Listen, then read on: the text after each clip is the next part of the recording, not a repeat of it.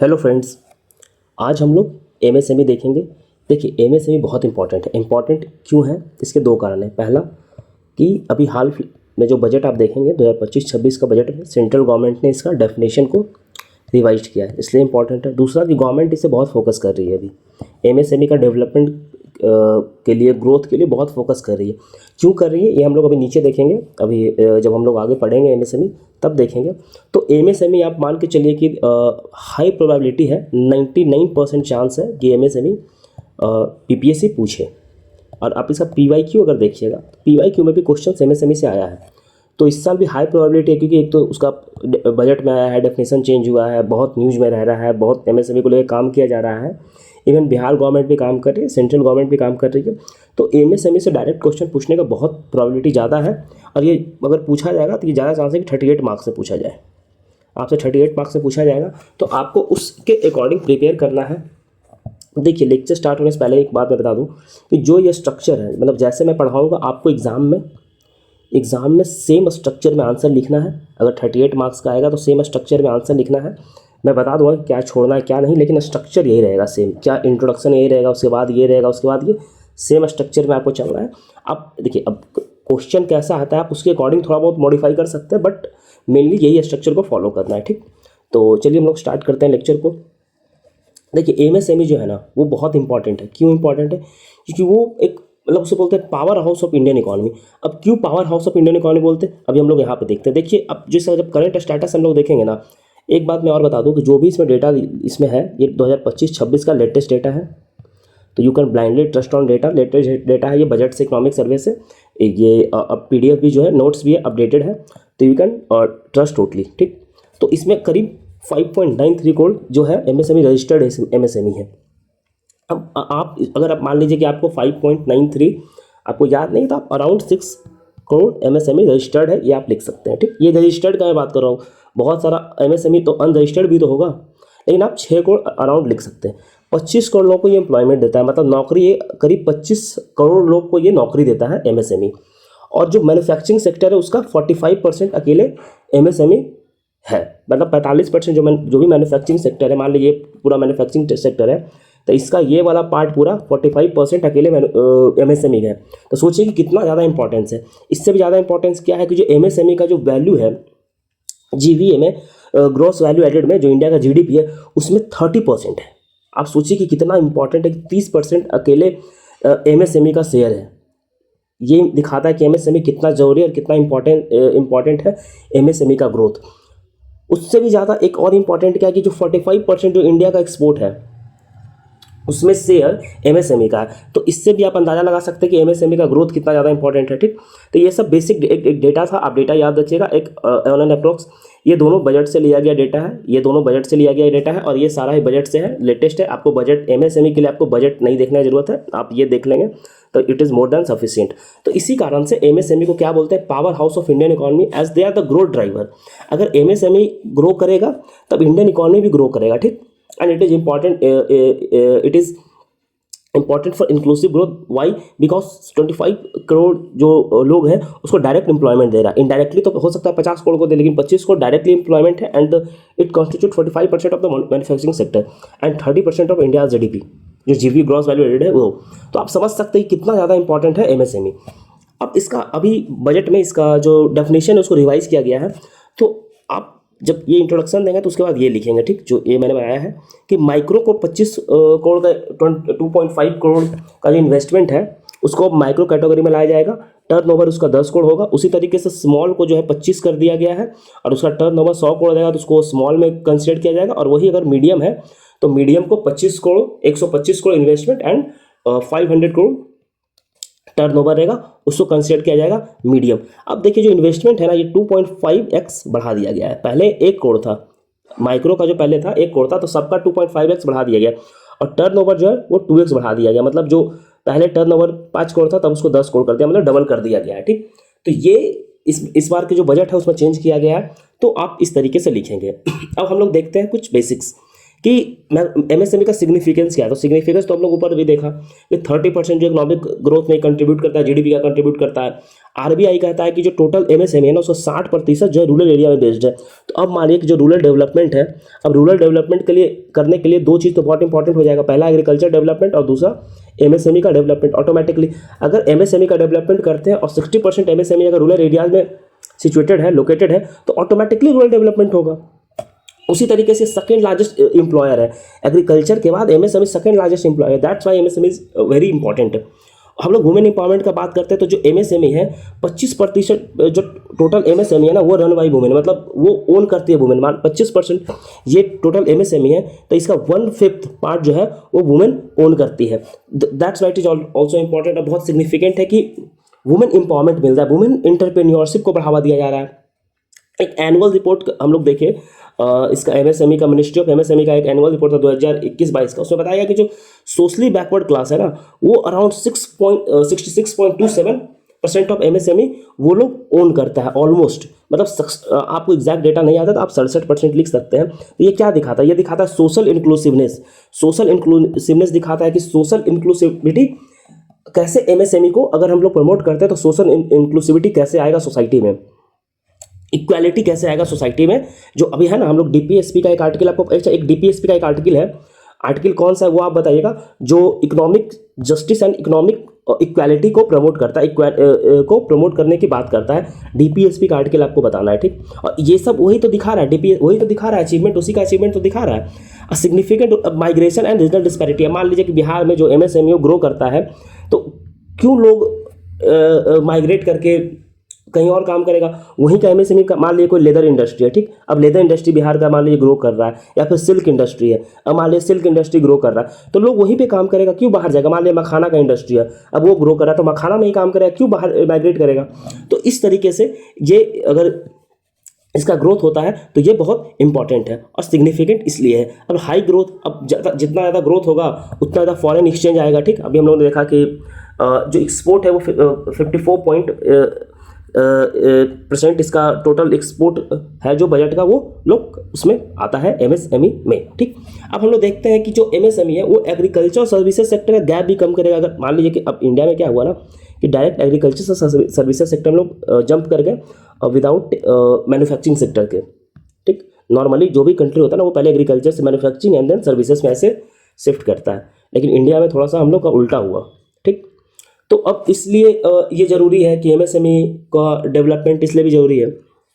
हम लोग देखते हैं कि there are certain challenges.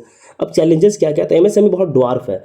Dwarf in the sense कि मान लीजिए कि जो एमएसएमई जो पहले होता क्या है ना कि मान लीजिए आप है एमएसएमई है, ठीक, एमएसएमई है तो पहले माइक्रो है तो माइक्रो से वो स्मॉल बनता है, स्मॉल फिर मीडियम बनता है, ठीक। लेकिन हो क्या रहा है इंडिया में से देखा क्या जा रहा है कि जो माइक्रो है वो पिछले 10 साल से माइक्रो ही है, जो स्मॉल है वो पिछले 10 साल से स्मॉल, एक सेकेंड इसको चेंज करता हूँ, जो स्मॉल है, एक सेकेंड, जो स्मॉल है वो पिछले 10 साल से स्मॉल ही है, जो मीडियम है वो पिछले 10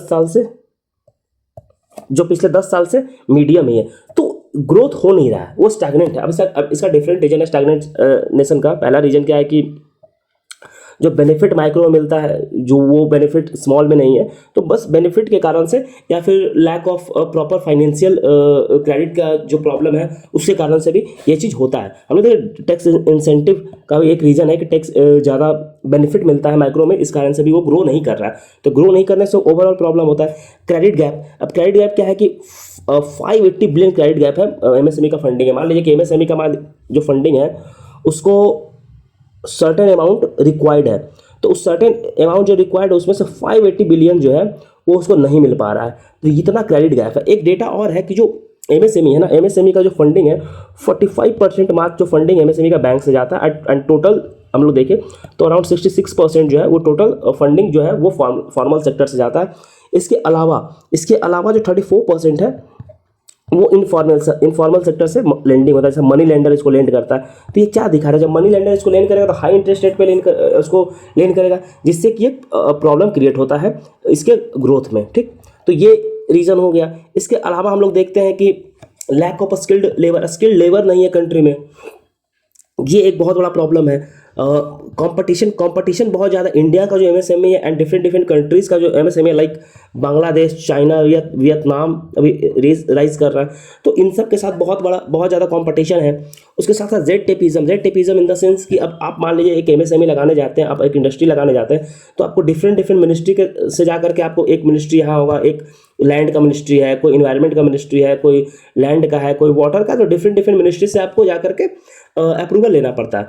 और आपको पता ही है कि ब्यूरोक्रेटिक सिस्टम कैसे वर्क करता है, तो इस कारण से हर्डल होता है। ठीक, लॉजिस्टिक कॉस्ट बहुत ज़्यादा है इंडिया में 13% ऑफ जीडीपी लॉजिस्टिक कॉस्ट है। एंड हम लोग डेवलप्ड कंट्री देखते हैं चाइना, यूएसए, तो वहाँ 6% जीडीपी का मात्र लॉजिस्टिक कॉस्ट है। तो लॉजिस्टिक कॉस्ट बहुत हाई है। अब हाई लॉजिस्टिक कॉस्ट क्यों है? तो इसका कारण क्या है कि इंडिया में जो ट्रांसपोर्ट होता है ना, मेनली रोड से होता है।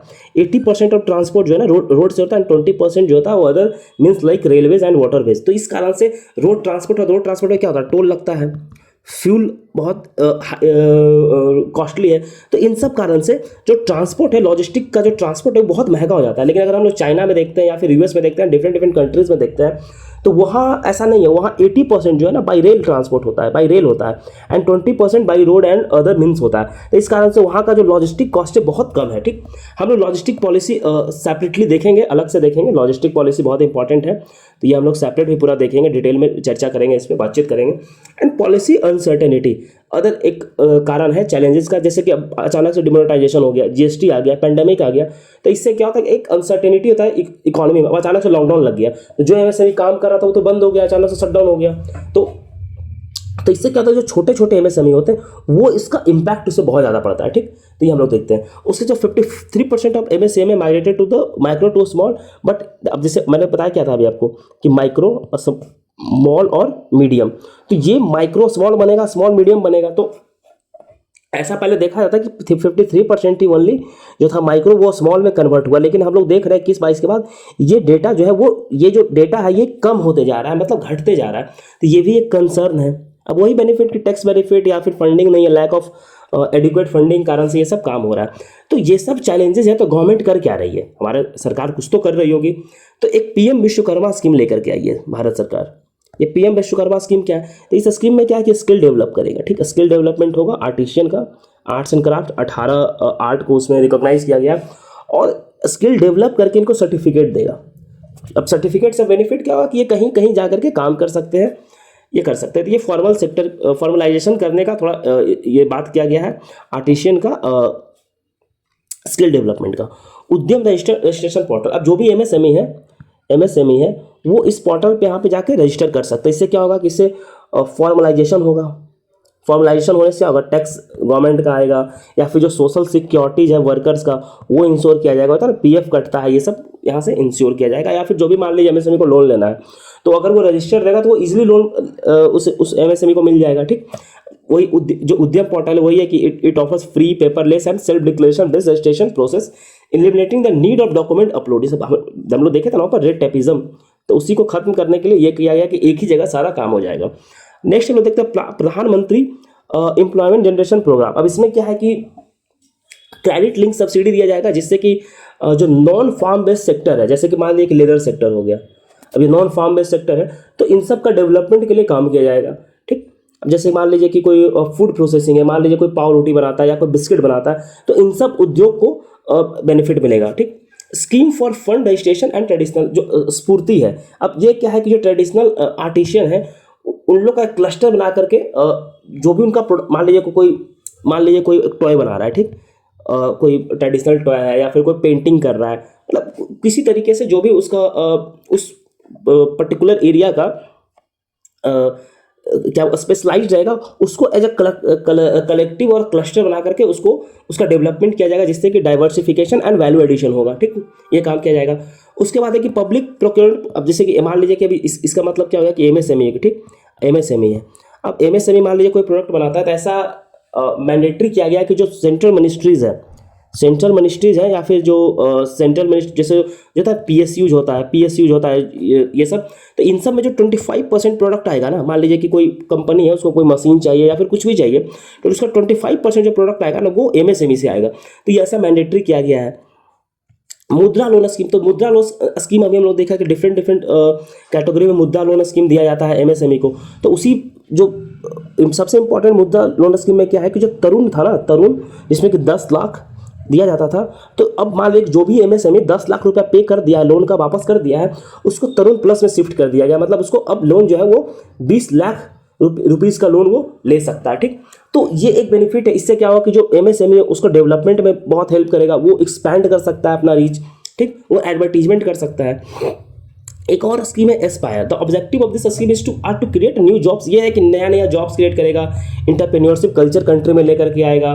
ठीक, मेनली रूरल एरिया में ज़्यादा फोकस करेगा। ठीक, नेशनल लॉजिस्टिक पॉलिसी हम लोग देखें ही ऊपर की कितना 38% कॉस्ट है, तो इसका एम क्या है कि इसको घटा करके 8% लाने का टारगेट है।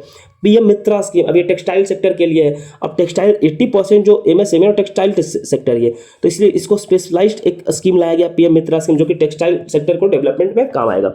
अब देखिए, अब एक बात आप कहिएगा कि इतना सारा गवर्नमेंट स्कीम है तो क्या सारा स्कीम लिखना? नहीं, आपको जो याद है आप 5-6 स्कीम लिख दीजिएगा जितना। अब देखिए 10 स्कीम है तो इतना तो हो ही सकता है कि आपको 5 या 10 स्कीम, 5 या 6 स्कीम याद रहे। ठीक, तो आप लिख दीजिएगा। उसी तरीके जो चैलेंजेस है, अब चैलेंजेस इतना सारा है तो आपको ठीक है सारा चैलेंजेस नहीं याद है, लेकिन कुछ चैलेंजेस तो आपको याद रहेगा ही रहेगा। जैसे ड्वार्फ है, ये ध्यान रख लीजिएगा। लैक ऑफ स्किल वर्कफोर्स तो याद रहेगा। लॉजिस्टिक कॉस्ट बहुत ज़्यादा, ये याद रहेगा। पॉलिसी अनसर्टेनिटी याद रहेगा। क्रेडिट गैप है, ये याद रहेगा। ये सब क्या है कि ये सब आप और जगह भी यूज कर सकते हैं। ये सब चीज़ वाले मैन्युफैक्चरिंग पे आप आंसर लिख रहे हैं तो वहाँ भी ये सब यूज कर सकते हैं आप। ठीक, तो आपको ये याद रहेगा।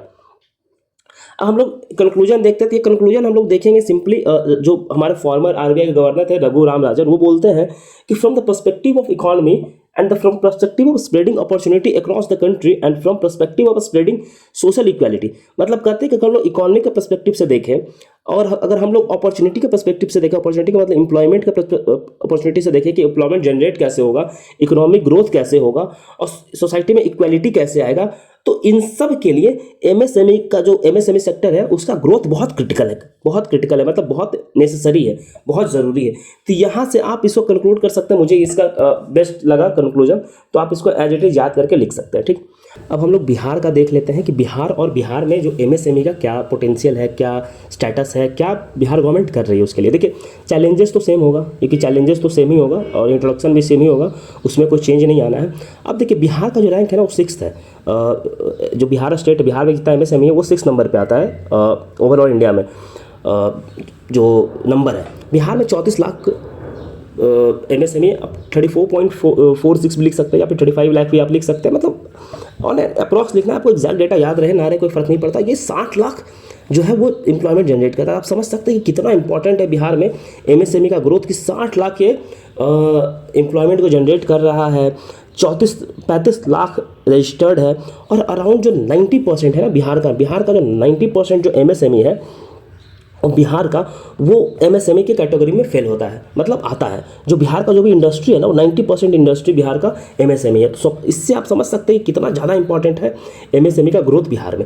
उसी तरीके से हम लोग एक बिहार गवर्नमेंट का एक अचीवमेंट देखते हैं। तो बिहार में का जो नेशनल एमएसएमई अवार्ड था 2022 का, ये बिहार को इसमें 2nd प्राइज़ मिला था। ठीक, तो ये भी बहुत इंपॉर्टेंट है कि ये दिखाता है कि बिहार गवर्नमेंट एमएसएमई का ग्रोथ के लिए कितना कार्य कर रही है या कितना काम कर रही है, ये भी इंपॉर्टेंट है। अब हम लोग देखते हैं कि एक बीएडा बना था, Bihar industrial area development authority, जो कि एक एक्ट के थ्रू बना था, स्टेट गवर्नमेंट के एक्ट के थ्रू। अब वो काम क्या करता है कि जो भी इंडस्ट्रियल पॉलिसीज होता है या फिर जो भी इंडस्ट्री किसी को लगाना है तो वो उसको हेल्प करता है, लैंड दिलवाने में हेल्प करता है एंड भी डिफरेंट तरीके से वो हेल्प करता है बीएडा जो है। ठीक, अब हम लोग कुछ स्कीम बिहार गवर्नमेंट का देख लेते हैं। एक है बिहार इंडस्ट्रियल प्रमोशन पॉलिसी 2016 का, ये स्कीम है। अब ये बेसिकली फोकस करता है तो इंफ्रास्ट्रक्चर सपोर्ट पे, मान लीजिए कि रोड कहीं बनवाना है या फिर आपको लैंड चाहिए, वो अब इसका मेन जो प्रायोरिटी है ना वो कोर सेक्टर पे है। ठीक, और जो भी एडवांस टेक्नोलॉजी या स्किल डेवलपमेंट में इस सब पे ये काम कर रहा है। बिहार इंडस्ट्रियल इन्वेस्टमेंट पॉलिसी की जो इन्वेस्टमेंट लेकर के आएगा वो भी स्किल डेवलपमेंट करवा रहा है इन सब चीज़ों पे।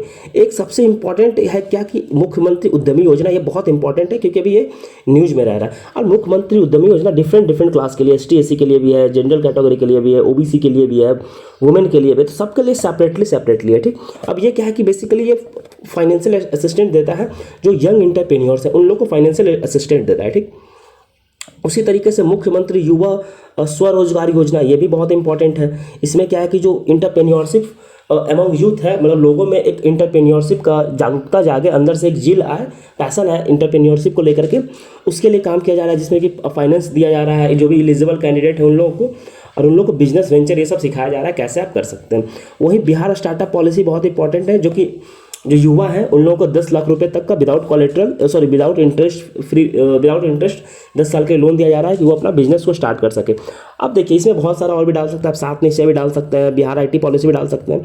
तो देखिए बिहार गवर्नमेंट का स्कीम आपको सारा मिलेगी आप लोगों को, तो आप लोग वहाँ से जो भी आपको लगे वो डाल सकते हैं। मैंने 4 डाला इंपॉर्टेंट, क्योंकि अदर स्कीम्स मैंने अदर नोट्स में से पॉपुलेशन हो गया या फिर डिफरेंट डेमोग्राफिक हो गया, पॉवर्टी हो गया, अनएम्प्लॉयमेंट, सब में मैंने कवर किया है 10 की, तो आप वो सब स्कीम को भी इंटीग्रेट कर सकते हैं। तो यही था बेसिकली बिहार का MSME एंड पूरे इंडिया का MSME। तो आप ये MSME बहुत इंपॉर्टेंट है। अगर आप PYQ देखिएगा तो PYQ में आपको डायरेक्ट दिखेगा आंसर क्वेश्चन इस पर, और आप इसको लिखिएगा। तो अब आप जाके वो क्वेश्चन को अटेम्प्ट कीजिएगा तो आपको अब आसानी होगा लिखने में, आई होप। अब आपको लेक्चर कैसा लगा, ज़्यादा नहीं, आप एक छोटा सा रिव्यू दे सकते हैं कमेंट सेक्शन में। आप रिव्यू दीजिए कि आपको लेक्चर कैसा लगा, और आपको कमेंट में ही हम लोग का जो टेलीग्राम चैनल है उसका आपको लिंक मिल जाएगा। तो आप वहाँ टेलीग्राम से जुड़ सकते हैं, मेनली ग्रुप से जुड़ सकते हैं, ज़्यादा नहीं, 400-500 बच्चों का ग्रुप है, छोटा सा ग्रुप है। आप वहाँ जुड़ सकते हैं और आपको जो भी बेनिफिट हो आप वहाँ ले सकते हैं। कोई भी डाउट हो आप मुझसे पूछ सकते हैं। एंड मोस्ट इंपॉर्टेंटली अगर कोई और टॉपिक पे आपको लेक्चर चाहिए तो आप कमेंट में बता दीजिए, हम उस टॉपिक पे लेक्चर लेके आ जाएंगे। और एक मेंस का अलग से प्लेलिस्ट बना है, आप वो जाके चेक कर सकते हैं। बहुत सारा टॉपिक्स हम लोगों ने कवर किया है, डिफरेंट टॉपिक्स पे हम लोगों ने लेक्चर लाया और वो कवर किया है, तो आप वो भी देख सकते हैं। तो चलिए, लेक्चर देखने के लिए धन्यवाद।